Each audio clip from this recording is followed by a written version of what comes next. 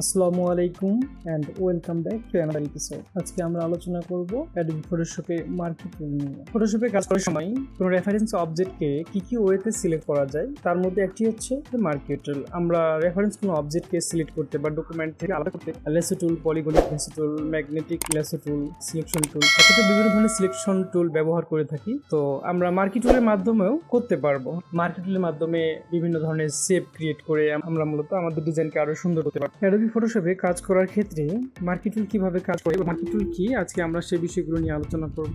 তাহলে আর দেরি না করে চলুন শুরু করা যায়। বরাবরের মতো অ্যাডোবি ফটোশপ ওপেন করি। কাজের সুবিধার্থে আমি এখানে অলরেডি ওপেন করে রেখেছি এবং দুটি আলাদা আলাদা ডকুমেন্ট নিয়ে রেখেছি। টুল বক্সের ডট ডট স্কোয়ার যে আইকনটি আছে এটি মূলত মার্কি টুল। এটি মুভ টুলের পাশেও থাকতে পারে অথবা মুভ টুলের নিচেও থাকতে পারে। তো দেখা গেছে যদি আমরা এই দুইটা উপরে যে আরো আইকনটা আছে এখানে যদি ক্লিক দিই তাহলে এটা অটোমেটিক্যালি মুভ টুলের নিচে অবস্থান করবে। আমরা যদি এই দুটোতে ক্লিক দিই, টুল বক্সটা যদি একটু আমরা আলাদাভাবে ডিসপ্লে করি তাহলে এটা মুভ টুলের পাশে অবস্থান করবে। মার্কি টুল আলাদা করার পূর্বে আমি আরেকটা জিনিস শেয়ার করি, সেটা হচ্ছে যে আমাদের এডিটমেন্টে গেলে আমরা এখানে কয়েকটা ডিফল্ট জিনিস পাবো। এটা হচ্ছে যে কাট, কপি এবং পেস্ট। কাট, কপি উইন্ডোজ ভার্সনের সব কম্পিউটারে একই। কন্ট্রোল এক্স হচ্ছে কাট, কন্ট্রোল সি হচ্ছে কপি এবং কন্ট্রোল ভি হচ্ছে পেস্ট। এটা বলার কারণ হচ্ছে যে আমাদের মার্কি টুল নিয়ে কাজ করার সময় এটা আমাদের তো এটা প্রয়োজন হবে, এই জন্য এটা নিয়ে আমি আলোচনা করে নিলাম। দেন আমরা যদি এখানে আসি, মার্কি টুল মূলত এখানে 4 প্রকার। আমরা যদি এই অ্যারোতে ক্লিক দিয়ে ধরে থাকি তাহলে আমরা দেখতে পারবো যে এখানে রেক্টেঙ্গুলার মার্কি টুল আছে, এর শর্টকাট হচ্ছে এম, এবং ইলিপ্টিক্যাল মার্কি টুল আছে, সিঙ্গেল র মার্কি টুল আছে এবং সিঙ্গেল কলাম মার্কি টুল আছে। হ্যাঁ, যেই মার্কি টুলটা অ্যাক্টিভ থাকবে ঠিক এটা আমাদের স্ট্যাটাস বারে শো করবে। আমরা যদি ইলিপ্টিক্যাল মার্কি টুল নেই এখানে, দেন আমাদের এখানে ইলিপ্টিক্যাল হয়ে যাবে। তো এটা হচ্ছে আমরা যেই মার্কি টুলটা নিয়ে কাজ করবো বা যেটা আমাদের অ্যাক্টিভ থাকবে আমরা এটা শুধু স্ট্যাটাস বারে দেখতে পাবো। তো দেখা গেছে যে স্ট্যাটাস বারে রেক্টেঙ্গুলার মার্কি টুল দেখতে পাচ্ছি এবং তার পাশে আমাদের কিছু আইকন বা অপশন আছে যেগুলো আমাদের জানা দরকার। তো তার মধ্যে এগুলো হচ্ছে এখানে 4টা অপশন আছে। এগুলো হচ্ছে সিলেক্টিং মোড। আমরা মার্কি টুল নিয়ে কাজ করার সময় কি ওয়েতে সিলেক্ট করব, তো সিলেক্টের যে প্রকারভেদটা এখানে দেওয়া আছে। দেন ফেদার, আমরা যদি মার্কি টুলে ফেদার অ্যাপ্লাই করি তাহলে আমরা এখানে ফেদারের ভ্যালু এন্টার করে ভ্যালুটা দিলে আমাদের ফেদারটা অ্যাপ্লাই হয়ে যাবে। দেন এন্টি এলিয়াসিং আছে, স্টাইল আছে, ওয়াইড এবং হাইট আছে, সিলেক্ট মার্কস আছে। তো এই জিনিসগুলোর মধ্যে দেখা গেছে ওয়াইড এবং হাইট এখন গ্রে স্কেলে আছে, এটা আমরা যখন কাজ করব, বা এন্টি এলিয়াসিং আছে যখন আমরা কাজ করবো তখন এটা অ্যাক্টিভ হয়ে যাবে। তো এগুলো আমরা আসলে কাজ করলে বুঝতে পারবো যে এগুলো অ্যাকচুয়ালি কিভাবে কাজ করে। তো প্রথমে কথা হচ্ছে যে আমি রেক্টেঙ্গুলার মার্কি টুল নিয়ে কাজ করি। সাপোজ আমি স্কোয়ার ফরম্যাটে কোনো জিনিসকে সিলেক্ট করব। তো সিলেক্ট করতে গেলে আমাকে রেক্টেঙ্গুলার মার্কি টুল সিলেক্ট অবস্থায় আমাকে অবজেক্টে সিলেক্ট করতে হবে। অবজেক্টে আমি এই স্কোয়ার রেক্টেঙ্গুলার দিয়ে আমি যে সিলেক্ট করলাম অবজেক্টটা, এটাকে মুভ করতে পারবো। এটা আমি ইচ্ছা মতো ড্র্যাগ করতে পারবো, হ্যাঁ, সিলেক্ট করে আবার ইচ্ছা মতো যে কোনো জায়গায় নিয়ে যেতে পারবো। তো দেখা গেছে কোনো কারণে যদি আমার এই অবজেক্টের যে হেডটা আছে, আমার হেডটা হয়তো এখানে আমি কাট করব। তো আমি যদি কাট করি তাহলে এটার সাথে সাথে আমার এটা অ্যাক্টিভ হয়ে আছে বা সিলেক্টিং মোডটা অ্যাক্টিভ হয়ে আছে। তো এই অবস্থায় আমি যদি কন্ট্রোল সি চাপি দ্যাট মিনস এটা আমার কপি হয়ে যাবে। দেন আমি যদি কন্ট্রোল ডি চাপি ডিসিলেক্ট হয়ে যাবে। কন্ট্রোল ভি চাপলে এটা ডকুমেন্টের অন্য জায়গায় একটা নিউ লেয়ার হিসেবে, এখানে দেখেন নিউ লেয়ার হিসেবে পেস্ট হয়ে যাবে। তো কথা হচ্ছে যে আমি একটি মার্কি টুল দিয়ে আমি যে কোনো অবজেক্ট এক জায়গা থেকে কপি করে অন্য জায়গায় পেস্ট করতে পারবো। এখন আমি অন্যভাবে একটু সিলেক্ট করতে যাচ্ছি। তো দেখা গেছে প্রথমে আমি স্কোয়ার ফরম্যাটে সিলেক্ট করার পরে আমার এই স্কোয়ারটা একটু বাড়াইতে হবে একটা সাইডে। তো বাড়ানোর জন্য আমি যেটা করবো, এখানে সিলেক্ট করবো। এখানে সিলেক্ট করে যদি আমি এটার উপর আরেকটা রেক্টেঙ্গুলার টুল দিয়ে আমি যদি ড্র করি, হ্যাঁ, মাউস ড্র্যাগ করলে আমার দেখা গেছে একটু ডিফারেন্ট ওয়েতে সিলেক্ট হচ্ছে। দেন আমি যদি এটাকে এখন কপি করে ঠিক আমার কন্ট্রোল ডি চাপে আমি ডিসিলেক্ট করলাম এবং কন্ট্রোল ভি চাপে পেস্ট করলে ঠিক আমার এই ওয়েতে নতুন লেয়ার ক্রিয়েট হবে এবং কাট হবে। তো দেখা গেছে আমি স্ট্যাটাস বারে আমরা যদি এখানে দেখি স্ট্যাটাস বারে ঠিক কি ওয়েতে আমরা এটাকে কাট কপি করতে পারবো, এই স্টাইলগুলো এখানে দেওয়া আছে। তো দেখা গেছে যে এটা আমরা জানলাম। হচ্ছে ফেদারের কাজ কি, ইলিপ্টিক্যাল মার্কি টুল নেওয়ার পরে যদি আমি এখানে ফেদার অ্যাড করি, ফেদার যদি আমি 10 পিক্সেল দিই, 10 পিক্সেল দেওয়ার পরে আমি যদি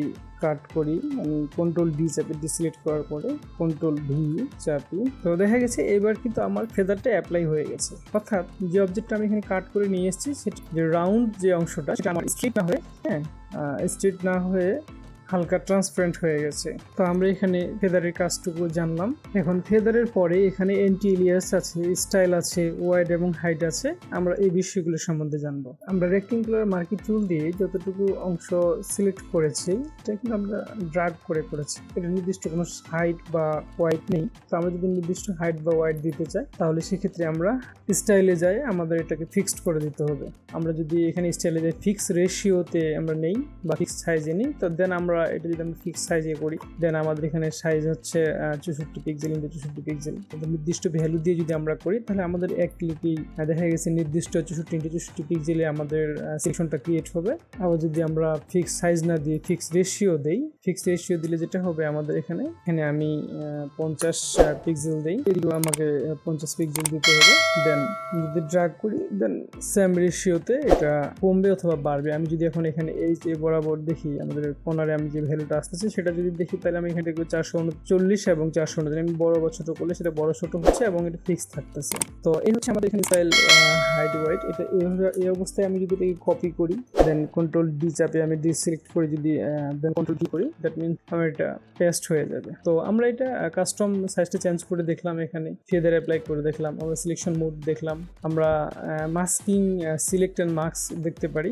আমাদের যে অবজেক্ট সিলেক্ট আছে সেটা যদি আমরা মাস্ক অ্যাপ্লাই করি তাহলে এখানে আমাদের প্রপার্টিজ প্যানেল একটা ওপেন হবে। এখান থেকে আমরা এর প্রপার্টিগুলো চেঞ্জ করতে পারবো। হ্যাঁ, আমরা যদি ট্রান্সপারেন্ট করি ট্রান্সপারেন্ট করতে চাই তাহলে আমরা ট্রান্সপারেন্ট করতে পারবো। এবং এখানে আমরা অন্যান্য যে অপশনগুলো আছে স্মুথনেস আছে, ফেদার আছে, কন্ট্রাস্ট আছে, আমরা এগুলো চেঞ্জ করতে পারবো। তো আমাদের প্র্যাকটিসের জন্য আমাদের যেটা সুবিধা হয় আমরা এগুলো চেঞ্জ করে দেখবো, দেন ওকেতে ক্লিক করব।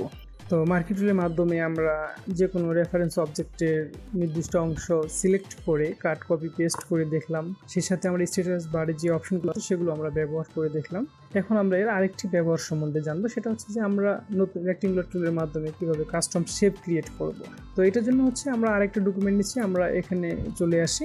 এখন ইলেকট্রিক্যাল মার্কি টুল দিয়ে আমাদের ঠিক যতটুকু পোর্শন রাউন্ড শেপ সিলেক্ট করা আছে আমরা ঠিক এটুকু বরাবর একটা কাস্টম শেপ ক্রিয়েট করব। সেক্ষেত্রে আমরা কি করতে পারি, সেক্ষেত্রে হচ্ছে আমরা সিলেক্টের অবস্থায় লেয়ার প্ল্যান থেকে একটা নতুন লেয়ার নিব। দেন এখানে আমরা কালার ফিল করব। কালার ফিল করার জন্য হচ্ছে অল্ট্রা ব্যাক স্পেস চাপলে আমাদের এখানে ফিল হয়ে যাবে।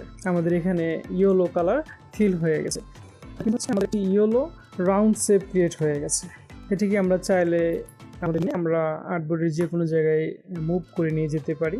এখন আমরা যদি রাউন্ড শেপের পাশাপাশি আমরা যদি ইমেজের শেপ ক্রিয়েট করতে চাই তাহলে আমরা দেখা গেছে রেক্টেঙ্গুলার মার্কি টুলে ক্লিক করার পরে দেন আমরা যদি ড্র্যাগ করি আমাদের এখানে 50/50 ফিক্স রেশিও থেকে আমাদের মনে করেন যে এটা সিলেক্ট হচ্ছে আর্টবোর্ডে, আমাদের ফিক্সড রেশিও করা আছে 50x50, দেন আমাদের ওই রেশিও বরাবর এটা সিলেক্ট হচ্ছে।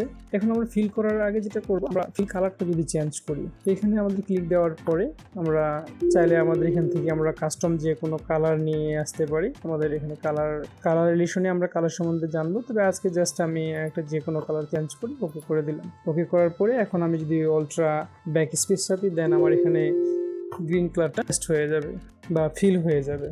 That's it. যদি অন্য শেপ ক্রিয়েট করতে চাই তাহলে সেক্ষেত্রে আমাদের কি করতে হবে, দেখা গেছে যে এখানে আমি ইলিপ্টিক্যাল টুলে ক্লিক দিলাম, ক্লিক দেওয়ার পরে আমি একটা নতুন লেয়ার নিলাম। লেয়ার নেওয়ার পরে আমি এখানে সিলেক্টিং ওয়েটা আলাদা করব। দেখা গেছে যে এখানে আমি আরেকটা নতুন শেপ অ্যাড করব বা অ্যাড করব শেপ করার জন্য, তাহলে সেক্ষেত্রে আমি যদি এটা সিলেক্ট করি দেন আমার এটা মার্জ হয়ে যাবে।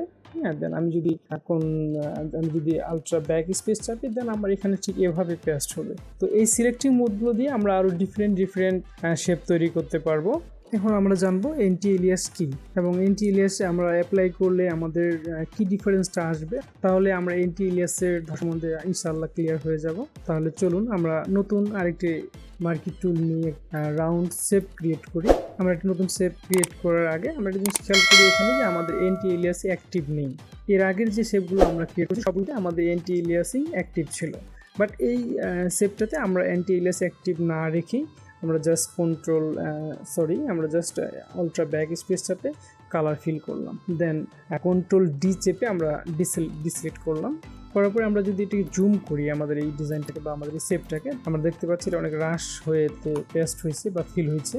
দ্যাট মিনস হচ্ছে যদি অ্যান্টি এলিয়াসিং আমরা অ্যাপ্লাই করি তাহলে আমাদের এভাবে স্মুথ হবে, যে কোনো সার্কেল স্মুথ হবে। এবং আমাদের অ্যান্টি এলিয়াসিং অ্যাপ্লাই না করা থাকলে এরকম রাশ আকারে বা পিকজেলেট আকারে আমরা এটাকে দেখতে পাবো। বা ডিজাইন সুন্দর করার জন্য আমরা ম্যাক্সিমাম ক্ষেত্রে যেটা করব, আমরা কিংবা মার্কি টুল নিয়ে কাজ করার সময় আমরা must be anti Ilias active করে রাখবো। তো আশা করি আজকের লেসনে আমরা মার্কি টুলের ব্যবহার এবং মার্কি টুল দিয়ে আমরা কীভাবে ডিজাইনের কাজ করতে পারি ইনশাআল্লাহ সব বিষয়গুলো নিয়ে আমরা জানছি। যদি আপনাদের এই লেসন নিয়ে কোনো প্রশ্ন থাকে কিংবা যদি কোনো জানার থাকে আরও যে কোনো অপশন কাজ করতেছে না বা এটা কীভাবে করা যায়, তাহলে অবশ্যই আপনারা আমাদের কমেন্টের মাধ্যমে জানাবেন। নেক্সট লেসন সবাই সুস্থ থাকবেন, ভালো থাকবেন, আল্লাহ হাফেজ।